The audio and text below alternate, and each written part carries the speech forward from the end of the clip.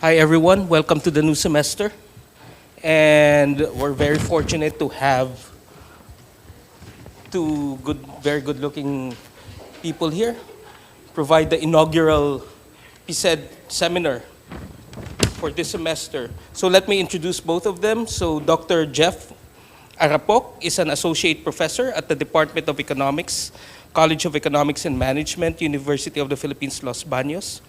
He earned his Bachelor of Science in Economics from UPLB, Master of Arts in Economics here at UPSC, and his Doctor of Philosophy in Economics from the University of Newcastle, Australia. A multi-awarded educator, ba? Parang ano lang Parang actor lang. Multi-awarded educator, parang famous lang Dr. Arapok has been recognized twice with the UPLB Outstanding Teacher Award. Wow. For Social Sciences and Humanities, both under the junior and senior categories. Senior ka na pala, Jeff? 2016 to 2025 respectively. He likewise received Outstanding Teacher Award under the junior and senior categories in 2015 and 2024. At the UP system level, he was a two-time recipient of the 1 UP Faculty Grant for Outstanding Teaching and Public Service in Economics, 2016 and 2019. Dr. Arapok has worked with both local and international research think tanks, including the Institute for Development and Econometric Analysis, IDEA, the Economy and Environment Partnership for Southeast Asia, or UPSE, and he is currently a research fellow at the Center for Behavioral Economics, Society and Technology at Queensland University of Technology in Australia. He is also involved in developing the economics education roadmap of the Philippines for the Commission on Higher Education. And this is the most important one. He is a co-founder and podcast host, di ba? Bihira yan, of Usapang Econ, an advocacy project that promotes economic literacy among Filipinos through accessible and engaging content. Now with Jeff over here is Dr. JC Bayan, who is an assistant professor at the University of the Philippines School of Economics and a former visiting fellow of the IC's Yusof Institute in Singapore. He earned his PhD from UPSE in 2021, where he also graduated. Balita ko, gwapo daw yung advisor mo. Okay. Also graduated summa cum laude in 2009 and was awarded the Jose Encarnacion Award for Excellence in Economics and Gerardo P. Sicat Award for Best Undergraduate Thesis. Multi-awarded din, di ba? So before joining the academe, he worked at the SEC, the World Bank Office in Manila, FEU Public Policy Center, and NEDA. JC writes weekly economics column for Rappler, and his first book, False Nostalgia, was published by Ateneo de Manila University. And in 2024, he received the 10 Outstanding Young Men Award, or TOYM, for economics. So without further ado, let us welcome both Jeff and JC. Sino ba mauna? Thank you very much, Carl, for that introduction. Okay. So, is it already, So, good afternoon.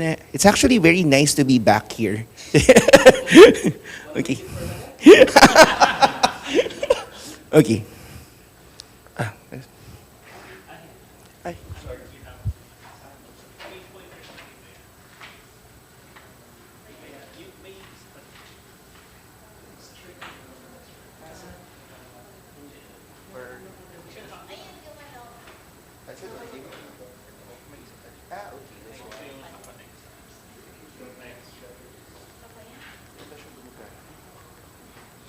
The next slide ka na lang.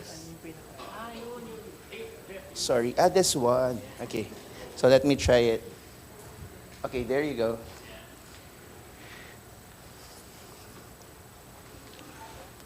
So again, I'm Jeff, and I'm going to present our paper entitled, Is There a Grade Penalty for College Students Mismatch with Their Senior High School Tracks and Strands, Evidence from the University of the Philippines. So let me just give you a background of this research, because there were these anecdotal stories about students not having the right skill set for for their degree programs. For example, in economics, because some strands, we realize that they don't have pre-calculus in their in their tracks. So JC and I decided to crunch the data. Actually, this topic was conceptualized here in UP School of Economics. So we decided to crunch the data. And then we realized that there's a lot of mismatched students with their degree programs if we're going to compare it with their senior high school tracks and strands. So basically, that's the inspiration of the study. So we already know that in 2012, the Philippines launched its the K-12 program. And we know that the components of the K-12 program is basically the additional senior high school, so additional 2 years.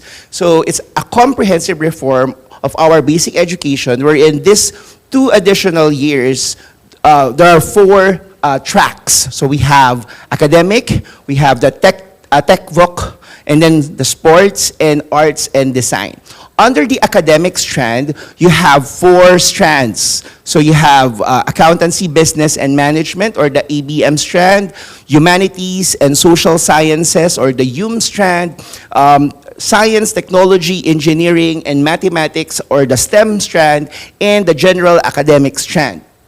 And then, of course, we also have the Tech Voc track, or the Technical Vocational Livelihood track, which also includes 4 strands: agri-fishery arts, home economics, information and communication technology, and industrial arts. So why SHS track strand college degree program alignment matters? There are already a lot of literature about it. SHS track aimed to smoothen the shift to college and reduce dropout rates. According to a study by Manugas et al., a well-structured tracks improve readiness for specific college fields, like, for example, medical fields, engineering. Also, according to Tobolowsky and Allen, their study show rigorous high school prep enhances college performance. There's also this study by Alipio, where well-aligned tracks improve students' perceived academic performance and lower their dropout rates. Well, the K-12 reform aimed to better prepare students. The reality is that mismatches between SHS strands and college programs are actually very common. In fact, when we crunch the UP Diliman data, there's a lot of mismatch.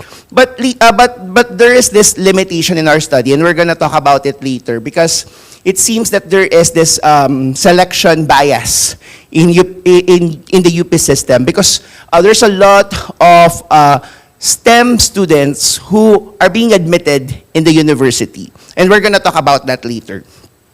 Okay. So the research question of our paper is that what happens when students enter college programs that don't align with their senior high school academic tracks? Actually, GC and I have a lot of discussion about the indicator that we're going to use, because of course you can actually look at, for example, the duration of their stay in the university. You can also look at, for example, are they receiving honors? But because of data limitations, later on we're going to discuss the data limitations, we were forced to just look at the grades. Okay, so look at the grades. Now, for the analytical framework of this research, we use the Conley's theory of college readiness. According to this theory, there are 4 dimensions that prepare the students to college education. Number 1, the first dimension is the key cognitive strategy. So this includes critical thinking, problem solving, analysis, and reasoning skills. Second is the key content knowledge. So this includes foundational knowledge in core subjects and technical skills related to career aspirations. So it seems that this dimension is the target of the SHS track, right? Because it equips you, for example, if you want to go to engineering, it equips you with the right mathematical skills and all those skills that you might need for college. And the third dimension is key learning skills and techniques. So this includes self-management skills such as time management, study skills, and self-efficacy. Then the last one is the key transition knowledge and skills. So this includes understanding of the college admission process, financial aid, and the cultural norms of higher education. So again, the second dimension seems to be the main focus of why the SHS track was actually implemented. They want to improve the key content knowledge of students. So our hypothesis is that students with matching SHS strands have stronger foundation in relevant content, potentially leading to better college performance. But of course, upon crunching the data again, we realized that in the UP system, it seems that our admission is biased towards students who are taking the STEM track. So we decided to somehow modify the framework. Okay, because ideally, in an ideal situation, if we're gonna use the Conley framework, it's very easy. So you identify the SHS track and then compare it with a degree program. Is it match or mismatch? And then if it's match, then there would be this grade reward or positive impact or grade reward. And if it's mismatch, the assumption is that there will be a negative impact or grade penalty. And that will reflect on their college performance. Of course, there are other factors that will affect college performance. But because of the data that we have, we decided to further modify it. So given these four dimensions, based on the literature, it seems that these two dimensions are actually being enhanced by the tracks. But according to literature, it seems that STEM integrated learning has a very high influence on student scientific literacy abilities and students compared to other tracks. So later on, so we actually modify the framework. So we have these definitions in place. Later on, JC will show you the models that we run. And for example, we decided to distinguish different types of mismatch. So for the first mismatch, the weak mismatch, the student did not take the ideal SHS strand for their current degree program. While for strong mismatch, these are students who took the strand deemed least relevant to their current program. And this is the one that is, I think, very interesting because a lot of UP students are actually STEM. So what we did was that we have the STEM overshoot and undershoot. So what's the difference between the two? So for the overshoot, these are students who took STEM despite not needing it. So it means that they are STEM, but they're not in a STEM degree program. And then for the STEM undershoot, they failed to take STEM when it was essential. Because they're in a degree program that requires the skill of a STEM SHS graduate. So there you go. So for the methodology, actually, this is a very simple methodology. I think most of you are familiar with this one. So we employed a quasi-experimental approach in estimating a possible grade penalty from the mismatch. So we used propensity score matching, used to compare academic outcomes. For this case, it's their grades between match and mismatch students, while controlling for confounding variables. We use it as the covariates for this particular study. So it's very simple. So if you are a student with SHS track, not aligned with with your college degree program, then you're considered a mismatch. So you're you're in the treatment group. And for otherwise, you are in the control group, where your SHS track aligns with your degree program.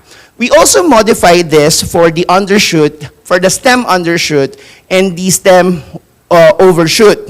So for STEM overshoot students, they are the treatment group.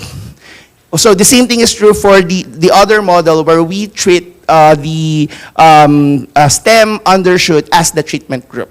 So technically, I think we run four models, right? Four propensity score matching models. There you go.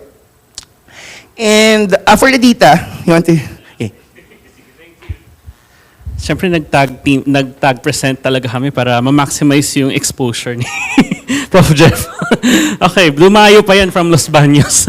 So anyway, now the even more interesting part, what data can we actually use to test our hypothesis? Baliktad. So for the data, so as you know, I've been working with the Office of the University Registrar for a number of years, getting their data. Basically, kinukuha ko na yung data nila, as much data as I can, bago pa magmalit yung administrasyon. Okay? But this is interesting. We actually asked the data a couple of years ago, and it's only very recently that we got to sit down and crunch the data. So as you will notice, so we got the data for a select cohort of UP Diliman students, specifically those who were admitted for the academic year 2020, 2021, 2021 to 2022. Pandemic, okay.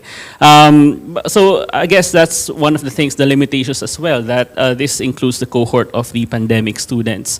But yeah, so the thing with this data set is that this is the first data set I saw that includes data on senior high school tracks and strands. Okay, so there's no other data set that I've seen. I doubt that even DepEd has this. I mean, they have that data for sure, but we want to see at the college level, at the tertiary level, what kinds of tracks and strands they actually got. I was actually encouraging Prof. Jeff then to try to chami-chami with the Los Baños registrar para makuha din yung data sa Los Baños, but we settled with this for now. So what we have would be, this one would be students admitted for the academic year 2020-2021. So we have 2,671 students, and also those admitted for the next academic year, 2,419. Okay? Baliktad. Ayan. Ulit. So, a word on the limitations. So of course, this is only available for students who were entering during the pandemic. Ideally, we're still actually trying to get the more extensive data for the academic years before and after this. Okay, so that we can, as you know, propensity score matching is very data hungry. So I mean, kasi you're looking for a match you're trying to look for a control group kasi, and the smaller the data set is, the harder it is to find a match. Okay, so we're still trying our best to get the data for other academic years, but I think even now with the data, it's very interesting, the results that we got.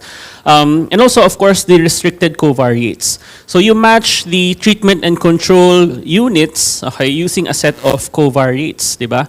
And for this, we use a bunch of them, student characteristics. There's even some income information in the data set, but it's limited, okay? Again, in an ideal situation where the CRS actually collects a lot more data, then we can include a bigger set of covariates. But we're pretty happy with the covariate matching that happened with this one. Okay, so just to give, yes, go ahead. So this cohort did not take the Well, yeah, so ito yung mga pumasok. So remember that yung 2020, academic year 2020, they took the UPCA 2019, diba? 2019, yeah, exactly, correct. Ayun na yung pandemic, ano na. UPCA, yan yung UPCA ba? So kasama siya sa aming sample. Yeah. So later on, we also control for the year of admission as well in the matching. So just to give you an idea of how it looks like, So we have here those two cohorts, and then you can see the totals here, and then you can see the different tracks and strands that they got. So this is what Prof. Jeff has been mentioning. A huge chunk of the students in UP Diliman students are actually STEM graduates. Okay, and then very few na pinili yung TLE, TVE track. And then the vast majority would be the academic one. So this one, so STEM followed by ABM, followed by HUMS, and then yung general strand. And then the rest, okay? And then you get the totals. For a total number of observations, 5,090, okay, for these two specific cohorts, okay? So that's why we kind of came up with the STEM overshoot, STEM undershoot. Kasi STEM seems to be one of the defining characteristics of this, of the UPD students. So we wanted to approach the mismatch question from the perspective of STEM as well. Okay, what we did is that inisa-isa namin yung degree programs sa UP Diliman. Okay, so merong ganong klaseng data set. And then, of course, dito papasok ang aming parang value judgment, of course. Na parang, to say that there's a mismatch, parang i-judge namin kung ano ba ang best na track and strand for a given degree program. So yan yung basis yung first part of the analysis, okay? And this is the basis of the weak and strong mismatch, okay? So weak mismatch, hindi mo tinik yung quote-unquote best track that's needed for your degree program, and then strong mismatch, tinik mo yung least relevant for your degree program. Kung ikaw ay shifty, you can also think of kung nag-shift ka, edi baka that's an indication that in the first place, hindi ka pala good match dun sa iyong degree program. And then you have here yung STEM undershoot mismatch, okay? And then yung STEM overshoot mismatch. So what this means is that for these students, okay, so yung 5,000 students more or less, so you can see that the vast majority are good matches. Pero merong 220, okay, na dapat, ideally dapat sila ay nag-STEM pero hindi sila nag-STEM, okay? And then for the STEM overshoot, okay, may 749 na hindi nila kailangan ng STEM, pero sila ay nag-STEM. Okay? So we want to see kung hindi ka required ng STEM, but you took STEM anyway, kung meron bang bump dun sa grade mo, kung may advantage, grade bonus, if you will. Or the other way around, kung kailangan mo ng STEM, di ka nag-STEM, and in fact, hindi siya maliit na number, malaki-laki din ang lumalabas dito, kung meron bang penalty for these students. Okay? So it's a pretty straightforward application of propensity score matching if you think of it. Okay, down to the results. Okay, so first here, we were showing yung estimates for the average treatment effect as well as the average treatment effect on the treated using nearest neighbor matching. And then using a number of different parameters, assuming 1 yung nearest neighbor or 3 just to see yung robustness of the results. Okay? And then what you have here is the average treatment effect and average treatment effect on the treated. Yung mismatch, yung coefficients are these ones. Okay? And then we're looking at two different outcomes, yung first year GWA for these cohorts and then yung second year GWA. Okay? Now remember that in our university, a lower grade is a better grade. Okay? So you want to see here na kung positive yan, ibig sabihin mas mataas yung average grade na nakuha mo. So it's a penalty. Okay? Pag negative, is a bonus. Okay? So that's how you read the coefficients. So this one includes everyone. Okay, so wala pa kaming subsample analysis here. And you notice that even in this very broad, including almost everyone, for those who have data for these outcomes, you can see na negative for the second year GWA. Okay? And this is significant at the 10%, 5% level, 1% alternately. So you can see that there seems to be, even at the outset, seems to be a grade bonus that's happening. Okay? Somehow, merong grade bonus for those who are mismatched. Okay? And then you can see that for first year GWA, it's not so robust only in this specification, yung nearest neighbor 1 and then average treatment effect on the treated.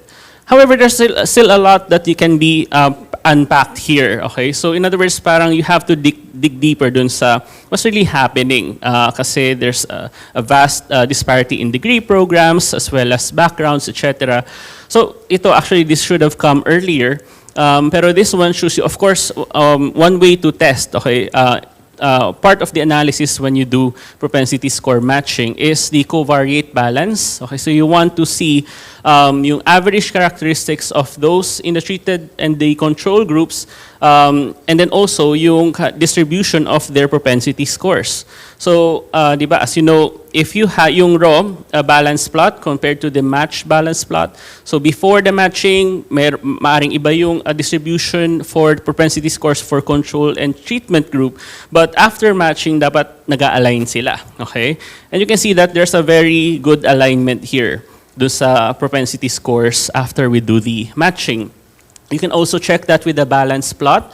So you can see here that before the matching, magkaiba yung averages in outcomes, in propensity scores for control and treatment groups. And then after the matching, they're all identical. Okay, so just eyeballing yung mga balance plots, you can see that it gives you a bit of confidence about the results later.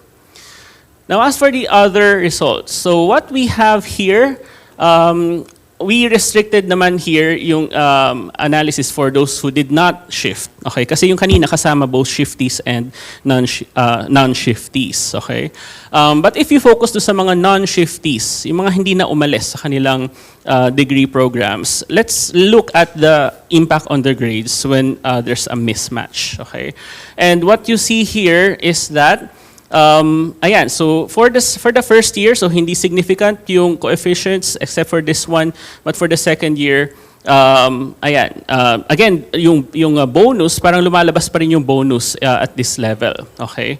So, but again, this one is the mismatch, yung weak mismatch to.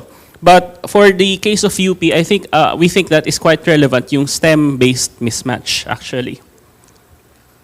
So let's look at the STEM-based mismatch, okay? So again, merong STEM overshoot, STEM undershoot, okay? So these two things, and then we are focusing now on the first year JIWA, okay? So what this tells us, so this one, the results are pretty good, okay? So you have here positive coefficients dun sa STEM undershoot, okay? So what that means is that, again, STEM undershoot, kung ikaw ay nagpunta sa isang degree program na ano to, undershoot? Ayun, so hindi, ayun, so required ng STEM pero hindi ka nag-STEM, okay? And you can see that positive yung coefficients, okay? So in other words, may penalty kung ikaw ay hindi nakapag-invest in those STEM skills, okay? Pero required siya sa iyong degree program. And then, for STEM overshoot, yung baligtad naman, you can see that the coefficients are negative naman. So, in other words, kung nag-over-invest ka, so kung may STEM skills ka, pero hindi naman talaga required yung STEM skills sa iyong degree program, so parang may bump up, or mas mababa, so negative, so so better yung grades mo, and this is significant at these levels. So, the same goes for second year JIWA. So, the second year JIWA is quite important kasi ito na yung mga major subjects, okay? So, dito na magkakaala, di ba sa Econ, halimbawa, di ba? Sa first year, parang naglalaro-laro ka. GE ka muna sa first year, di ba? Pero pag second year, ito na yung filter talaga, di ba? Magkakaalaman na talaga dito, okay? Now, let's look at STEM undershoot and overshoot. So again, you can see that STEM undershoot, okay, kailangan mo ng STEM, di ka nag-STEM, so positive yung coefficients and significant, all at, mostly at the 1% level. Now, for STEM overshoot, okay, so you invested in STEM, pero hindi naman talaga required, you can see na negative lahat and all significant at the 1% level, okay? So that's why we kind of focus on, yes, Ma'am Aleli. Second year JIWA po, yeah. Not the cumulative one, yeah. Yes, apo. Yes, medyo. So, lahat ng subjects, or you also do that disaggregation as major and then non-major? Wala kaming ganong data, unfortunately. What they just gave us would be the JIWAs lang talaga. But ideally, kung kung ma-push ko pa yung OUR, magdadala ako ng donut para magbigay sila ng data. Yeah. Yeah.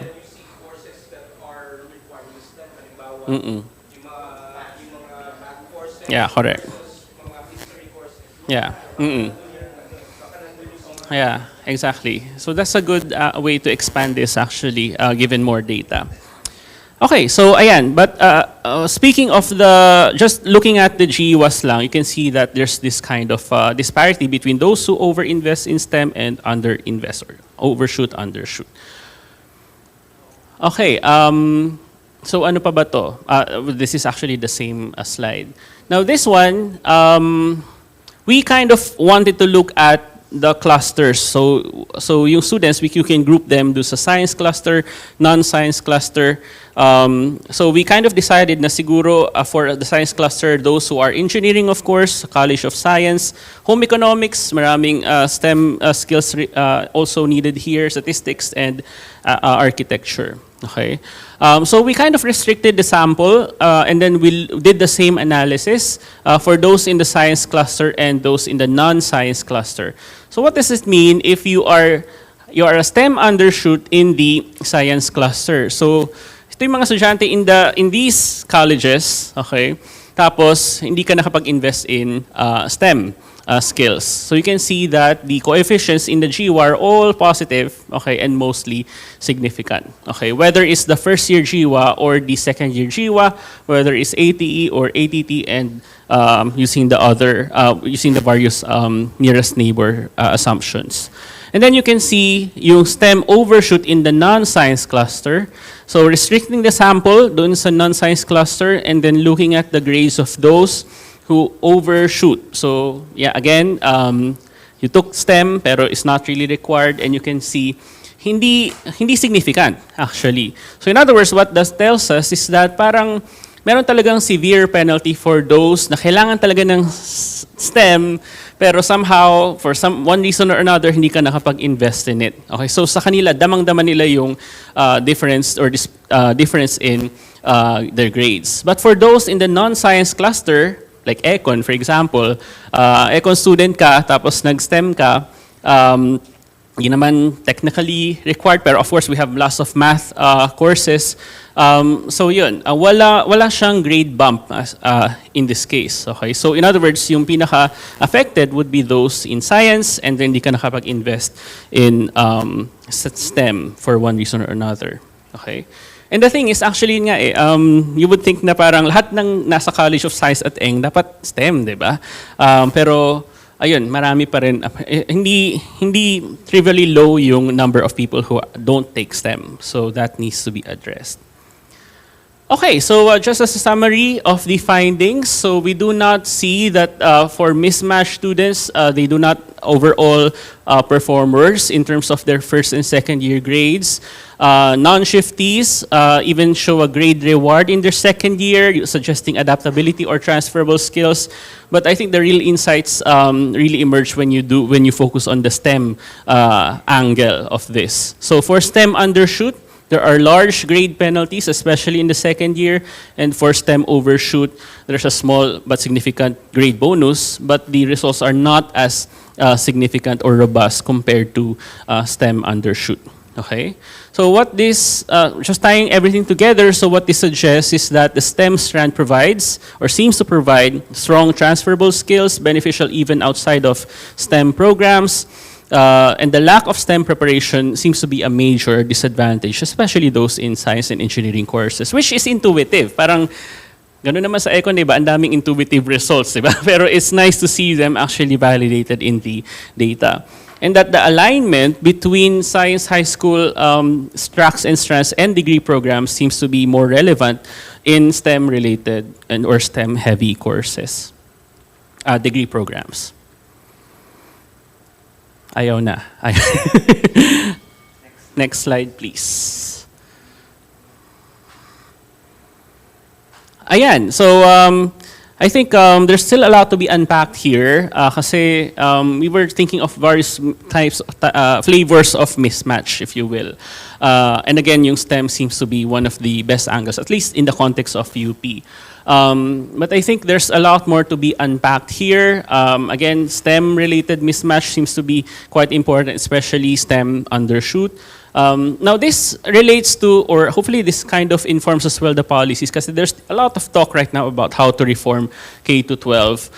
And there's relatively little attention paid doon sa connection between, or the necessity of matching yung mga senior high school tracks and strands, and then ensuring that these are matched well when students actually go to college. Kasi we have a college-going culture. Most students anyway go to college and don't take tech voc. So yung better matching, I think, will help a lot of students, especially those wishing to go to UP, for example, or other universities.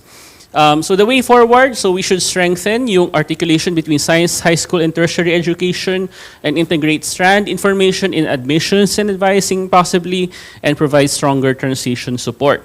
And also in the future, given better data, more granular data, and also if we can look at the experience of other universities and colleges, maybe if we can also look to link them to yung mismatch dun sa labor market outcomes, if that's possible at all, then I think there's so much more that we can say about mismatch and its impact.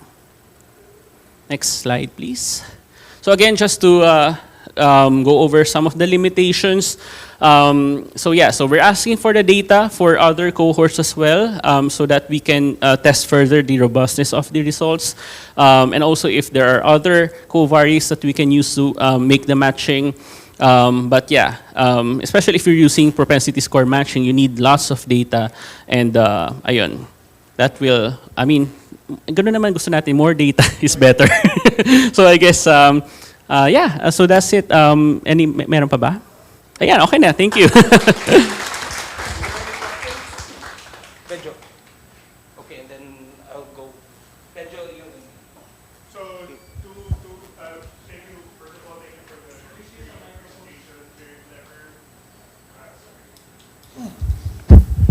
So first of all, thank you to the authors and the presenters for the presentation. Very good, very clever use of the data, and hopefully ma-expand nga natin yung data sets natin. So two things. So number one, I might have missed this, but so what information, did you have information on high school? Yes. So not the quality high school itself? Yes, like Okay. if it's a science high school, right? Or public high school. Public, private, science, high school. Okay, so kasama ba yun sa covariates? It's a covariate, sir, yes. All right, and then number two, like within the strands, parang did you look at the distribution of the grades of the students? So like for example, sa STEM, kung mababa na yung grade ng estudyante sa STEM, baka dun pa lang may mismatch na between the skills and the strand. So baka, baka yung effect is not really the strand mismatch, but really, more on like the ability of the student, yeah. Did you control for UPG in that case? Yes. Okay, you want to respond? So, sige, next, and then you, and then Mama. Thank you for the amazing paper. Very interesting for me, especially you.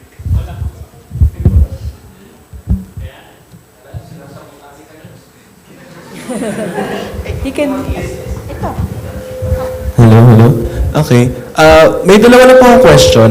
Una, may subsample regression po ba tayo on removing science high school? Kasi personally, I think that the STEM overshoot may come from, yun nga, since at the age of 12 or 13, we sign up for science high schools. Pero most of us choose to not leave even though we're destined for something else. Yun nga, nag-econ ako. So not there. So it might be possible na may selection bias tayo from the start.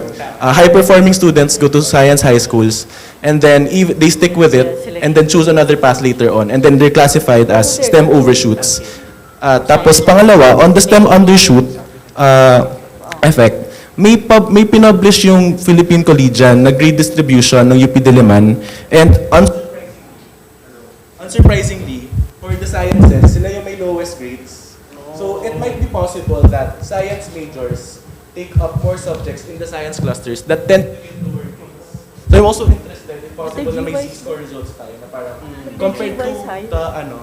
compared to what's kung ano yung nasa median or norm, do they perform better or worse than the norm? Kasi simply looking at kung ano yung courses na tinik nila yung grades, may skew the results significantly. Kasi yun nga, if you're in the College of Science, tapos most likely mas marami kang 5 than the normal student in CSSP or in Econ. Yun lang. Actually, that's a very good suggestion kasi hindi namin siya nagawa eh. Yung tanggalin yung yung science high school. That's gagawin namin yun. Actually, yung suggestion kanina nila Ma'am Craft, tsaka ni Sir Benjo, tama ba? Maganda rin sana yun kung nakafocus nga dun sa courses related to STEM.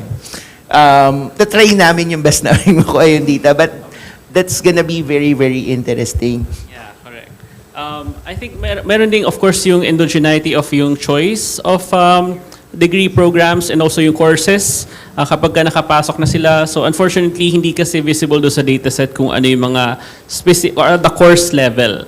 I'm doing another paper on grade inflation naman. Discuss ang title siguro. So actually, I'm going to present it siguro later this year. Baka pwede pa nating isingit or baka another day. Next sem, okay, sige. So, ayun. Yun, nakuha ko yung data at the course level per person, okay? Per student. So, siguro that may yield interesting results din. Pero wala kasing, yun naman, di nakakonect sa senior high track and strand. So, again, parang, I would suggest nga na parang kung merong universal data set, sana si OUR.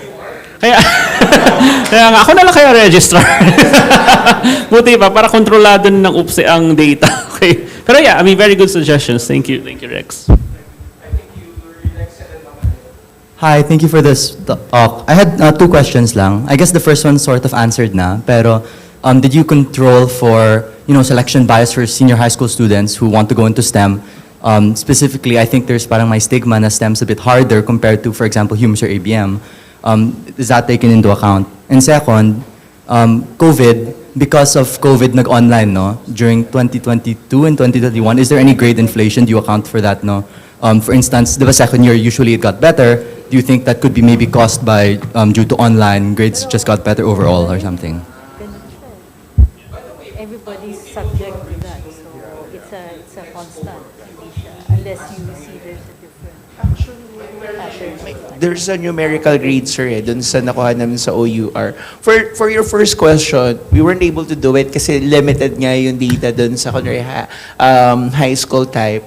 Pero for the second one, yung online, parang hindi namin siya na-consider. Pero hiwalay kasi yung, pero I agree, it's also possible na, yeah, for the year of admission, yeah. Actually, we were able to get the data noong 2018. But the problem is that wala siya nung yung category ng kung STEM, right? Di ba? So mas sana siya, mas exciting sana. Kasi pwede mo ding ma-check yung graduation rate, ganyan, or yung duration niya sa university. Pero yun, kailangan maging registrar ni JC.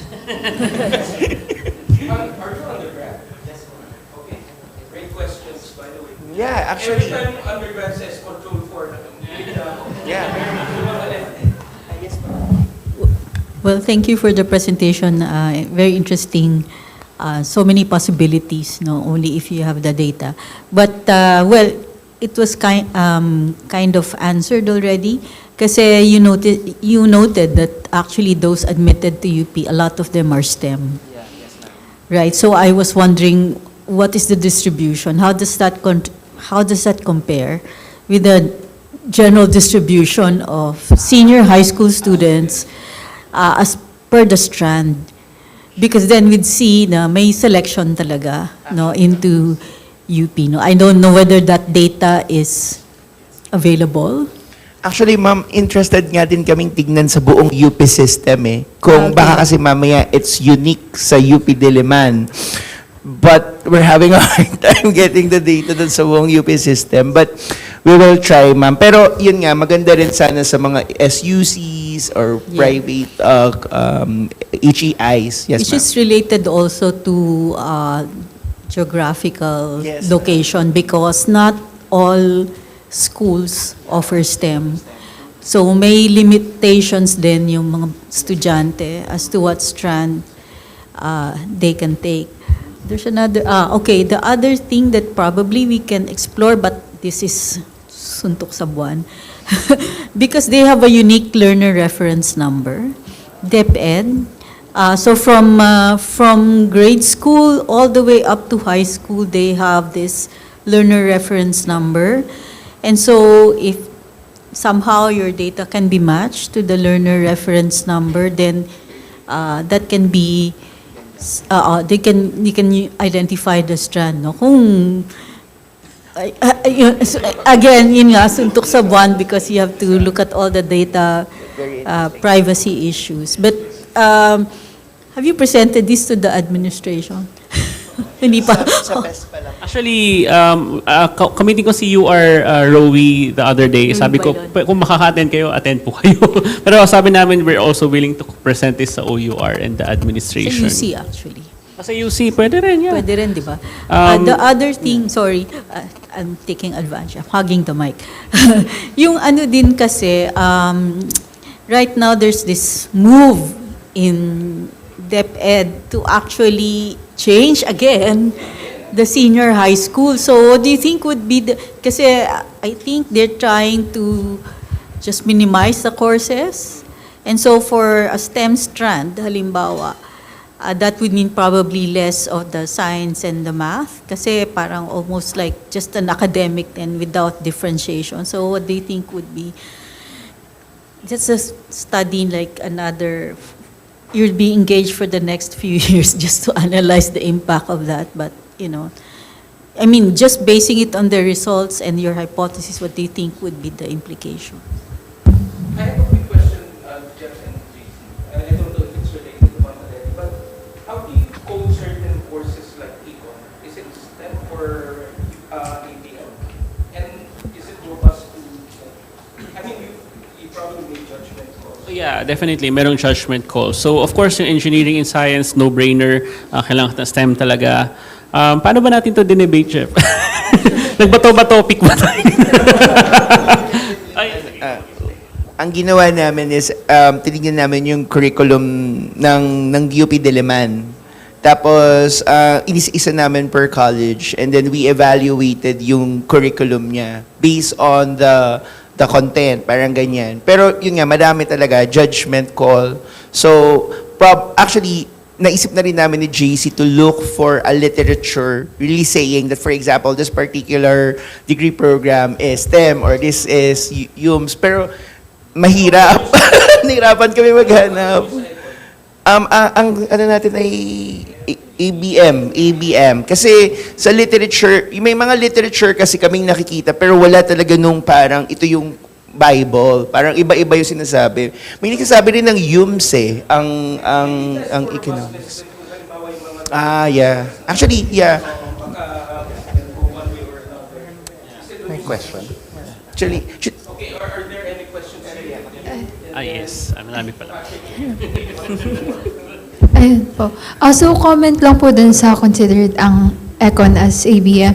I think, ayun po, akala po namin na una it would be considered kasama sa science kasi, ayun, maraming calculus and we had to take bridging courses to take the other... UP lang yata. Ayun, so as ABM students po, we had difficulties in taking the math courses and kaya kinailangan po ng, and dun lang po sa new data siguro sa mga magtitake. Actually po sa provinces ngayon, parang may mga ginagawa na as experiment. I mean, hindi naman sa experiment, pero may mga chosen specific schools na po per province na tinatry na nila yung may core subjects na lang instead of strands. So, this school year po, may iba na, yung mga public high schools is same pa rin, may stands pa rin, pero there are schools na hindi na ganun. So, if may kukunin po sigurong data from this year, it would be difficult to assess that kasi magkaiba na po sila ng curriculum na ginagamit. Pero actually, nice point yun. Kasi nung ginagawa namin ni JC, sa UPLB, kasi diba, may econ din kami. Tapos, may mga ABM, normally wala sila ng pre-cal. Tama ba? Wala kayo ng pre-cal compared to STEM. Important yun dun sa... Kasi di ba tinanggal natin yung Math 17? So, very, very important. First off, wonderful presentation, very straight to the point. Now, I have a question. After discovering that STEM students are, in general, more capable of adapting to non-aligned programs and transferring their skills along, shouldn't we then try to observe other tracks and try to figure out why they're not as competitive and adaptable as STEM? And if possible, is there any data on how competitive the other tracks are compared to STEM and of course, et cetera, et cetera? And also, I like the recommendation that we could try to get data from other universities just to try to find out if it's possible that this kind of phenomenon is also happening outside of Diliman. Yeah, I think one of the main constraints, Sean, is that, again, in the case of UP kasi, the vast majority is STEM. So, kumbaga, if you're talking about yung treatment group, tapos TLE, TVE, for example, is too small. So, you cannot really test yung average treatment effect on the treated. The variances will be so big. So, it's a data problem, basically. But you're right, na if we maybe look at other universities which are not, where the studentry is not so STEM-centric, baka there's a large enough sample that we can test yung penalty or bonus for other tracks and strands as well. Actually, meron kaming mga initial runs ni JC. We decided to run for each, diba, strand. Ginawa rin namin per college, kaso hindi siya nagmamatch because of the data. Kasi nga limited for other strands. So, kaya nagkaroon ng STEM overshoot and undershoot. So, yeah, kung makakakuha ng data from SUCs, probably magagawa siya. So, kailangan mo magpa-appoint as, si Jeff naman, Chet. Who you are,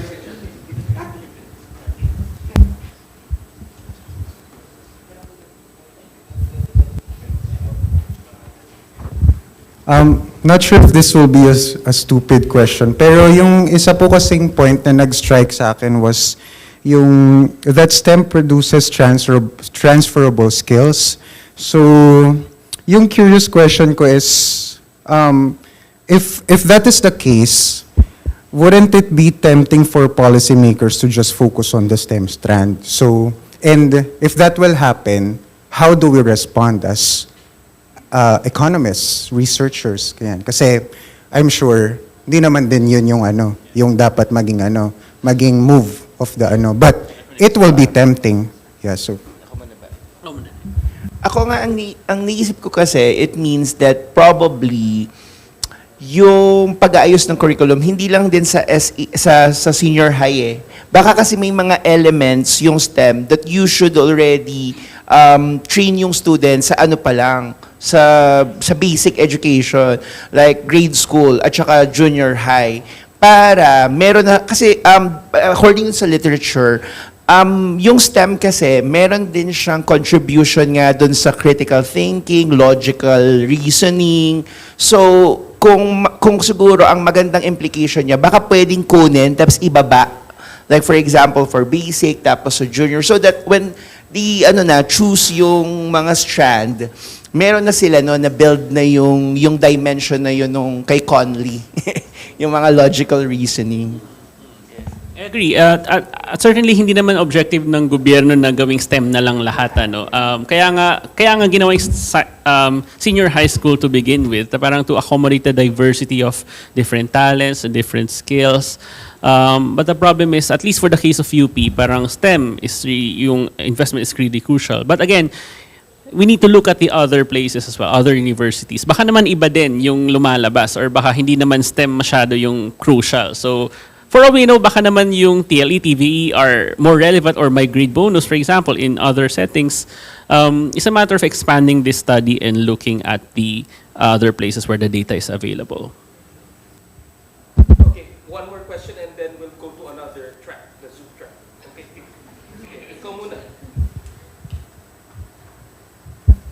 Hello, okay. Thank you for the presentation as well. No big surprise that my question is also related to the STEM undershoot, overshoot issue.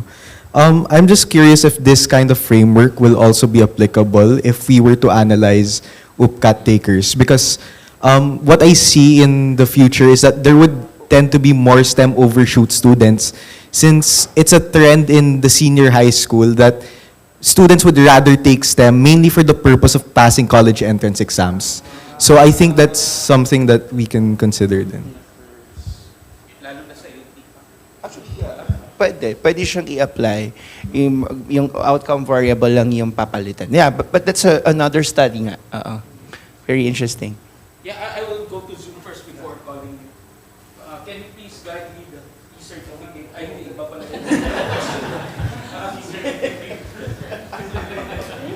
Alam mo, do you think it's possible that STEM students, on average, already had higher grades to begin with than non-STEM students before going to college? They could have a better system of studying, or the top students of their batches. This could be one driving the results that those who take STEM generally do better.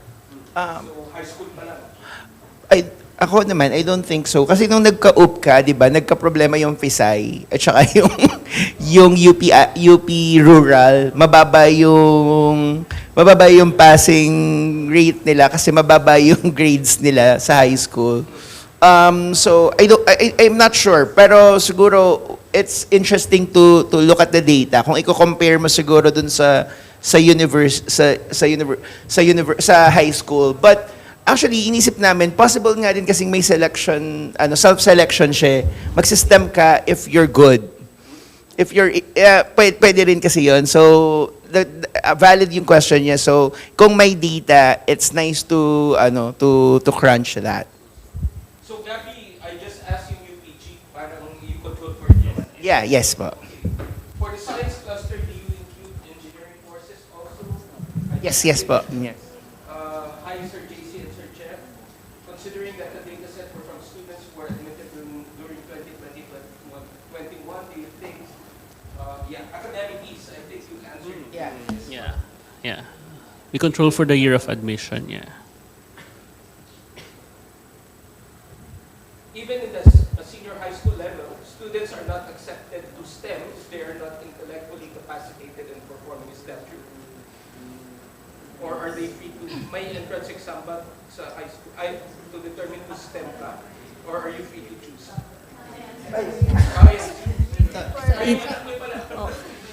Okay, based on my experience, in Ateneo, what they do is they take the entrance exam to senior high, and then it's an entrance exam as well as a stranding, as parang sorting. So in a sense that, but I'm not sure about other schools, whether they do that. So I guess it's based on the grades and the aptitude, whether you're streamed. Wala naman yata.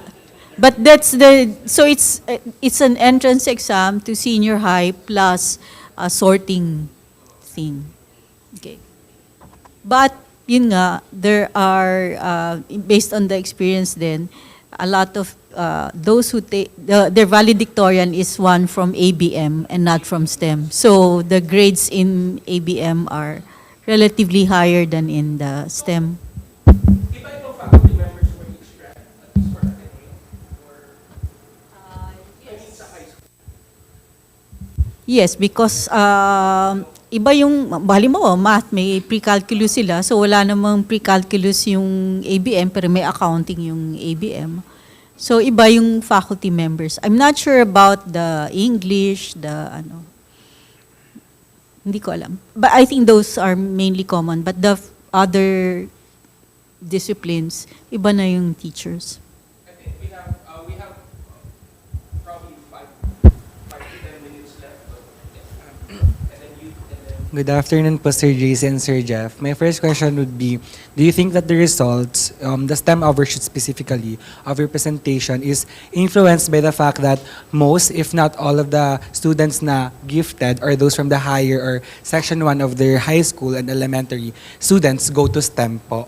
And second, do you think that this study or the results are influenced by the fact na this is from UPCA and not from UPCAT po? And the fact po na yung UPCAT po is yung composition po niya, may influence po ba yung dahil 60% exam, 40% grade, or there should be changes po dun para ma-address yung issue? But remember that the UPCA formula din, gumamit sila ng principal components analysis for that eh. So in other words, parang correlated din siya dun sa score mo. So kumbaga, they tried to compute it for UPG, or ano yung katumbas na UPG and parang using the UPCA methodology. So they're highly correlated actually. So I don't think that matters a lot. Pero at any rate, in the study kasi, we controlled to take into account yung different cohort. Parang we also controlled for the year of admission in the analysis and a bunch of other covariates, high school background, for example, yung UPG as computed. So yeah, so at least yun yung efforts namin to try to control for those things. Sorry.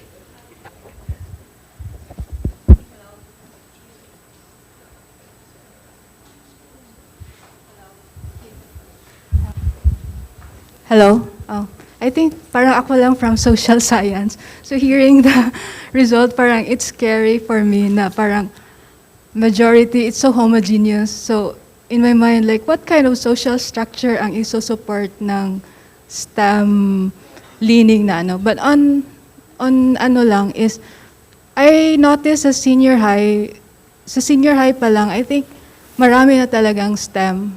I think like in my kids' school, isa lang yung UMS. It's so sad.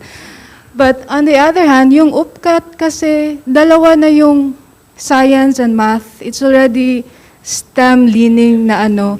And then I don't know saan na part yung UMS. Probably the Filipino and English. And then coming from like other provinces, yung Filipino parang it's a struggle na. So I think yun lang ang, hindi yun question, parang nagpalalabas lang ako ng sama ng loob. I mean, come on UP, we can do better. It's so homogeneous, like it's so sad. Sorry. And malaki bang weights ng science and math dun sa UPCAT? Or science and Equal weights yun eh, yung 4 na subtests ng UPCAT. Yeah. Oo, yeah, kaya nga. Sorry, clarification lang. So you did use UPG, diba? What's the formula for UPG? Would you know? Are there like correction factors for like type of school or I'm not familiar kasi, so that might be biasing too. Yeah, yun yung dissertation ko basically. Pero yung UPG essentially 60-40. They simplified it since 2006. So yeah, 60% high school grades, 40% UPCAT.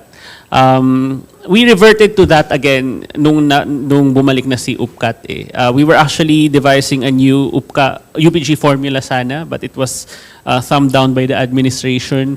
But the thing is, yun nga eh, parang the way the UPG has been constructed in the past kasi parang it has led to, of course, richer students coming in, yung mga science high school students coming in. So in other words, parang if you want more diversity in the university, parang one way is to tweak the UPG itself. But yeah, so the current one is 60-40. It's not UPG per se, it's the UP Admissions Index ang tawag sa kanya. Pero most people just call it UPG. But within the high school grades, is there a correction factor for the school? Yes, yun yung tinatawag na adjustment factors. So for the yung mga kuripot magbigay na grades, they kind of look at the yung historical trends nung grading, and then kung kuripot magbigay, medyo tataasan mo, kung masyadong liberal, babawasan.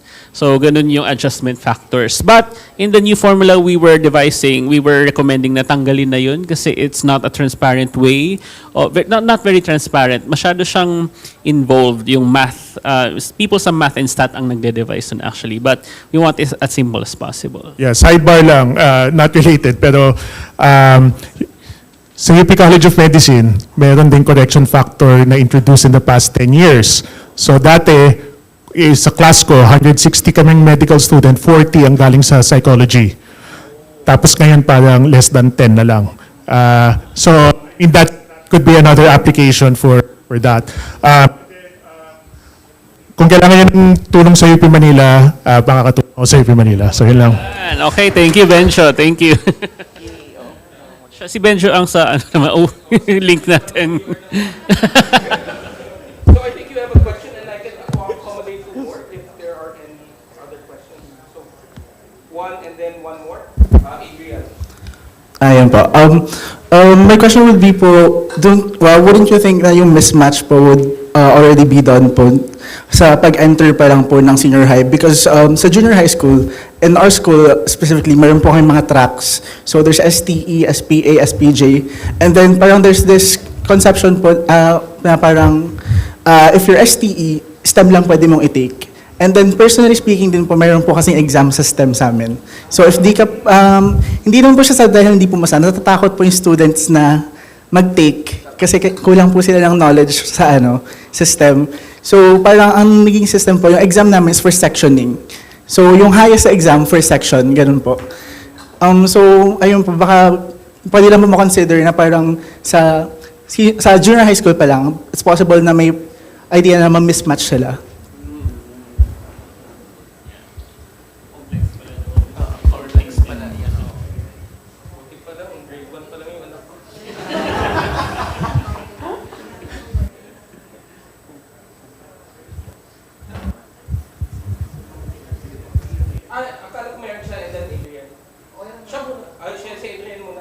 Class pa ako ng 5. I'm asking. Well, I'm just kasi parang I wonder if your results have anything to say about advanced bridge programs. Diba kasi in Diliman we have the math which is required for non-STEMs. Who are taking courses with Math 21? So would taking the bridge program have sort of the bonuses or the penalty for your STEM overshoot or undershoot?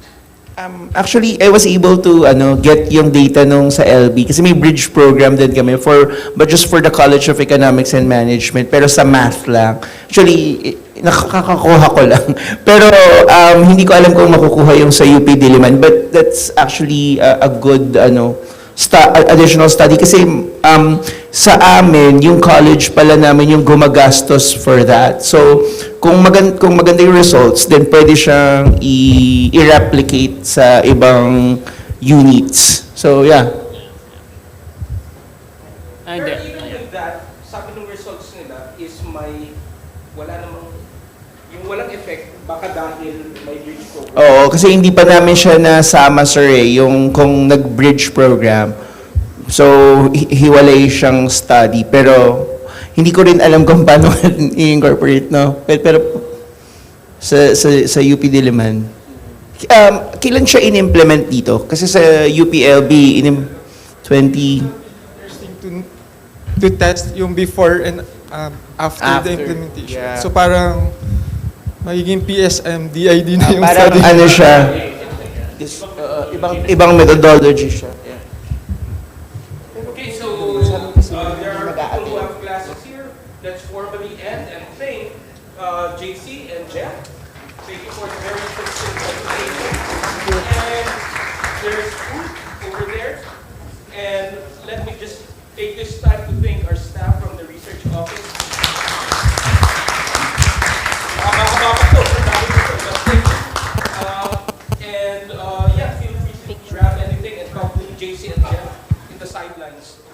Thank you so much for that. Thank you, thank you. Photo op? Photo op pala. Sorry.